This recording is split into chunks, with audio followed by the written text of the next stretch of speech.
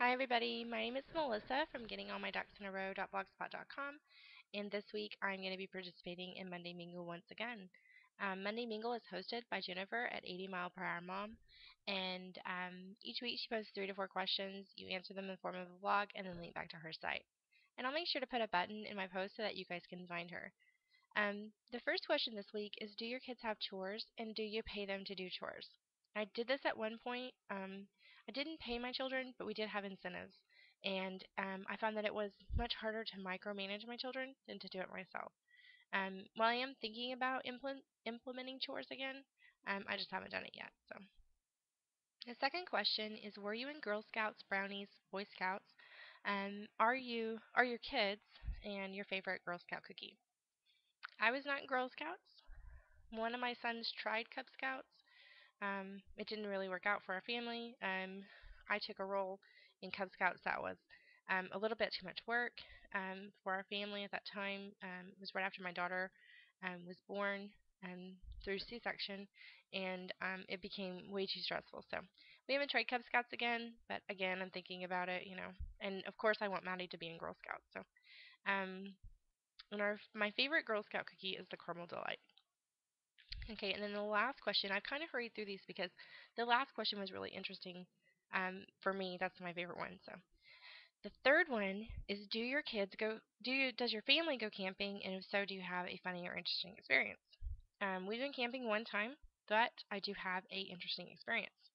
Um, while we were camping, the kids at the next camp were trying to find a treasure chest, and I thought that it was a pretend game. It was kids.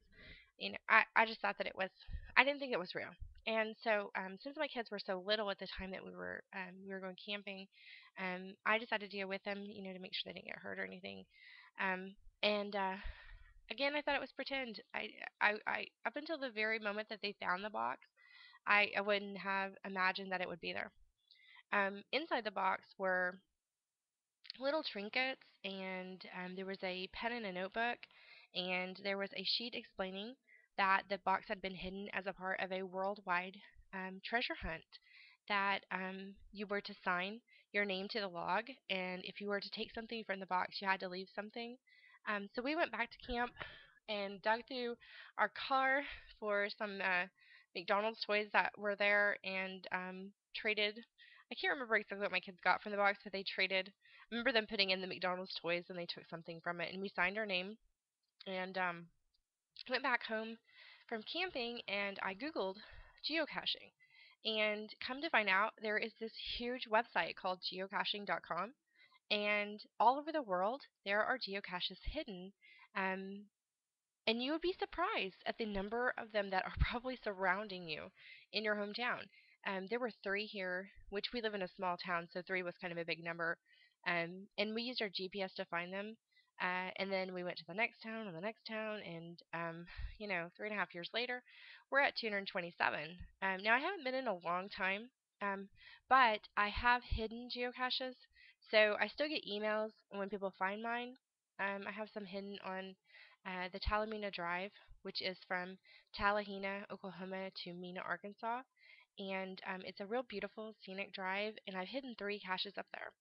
And I got a really exciting email not too long ago um, that someone had a group of people were trying to find one of my geocaches, and the the girl who sent the email, she said that she was always in the back of the pack. She was never the first one to find the box. She was always the back of the pack. So she was really excited to be the first one to find this geocache.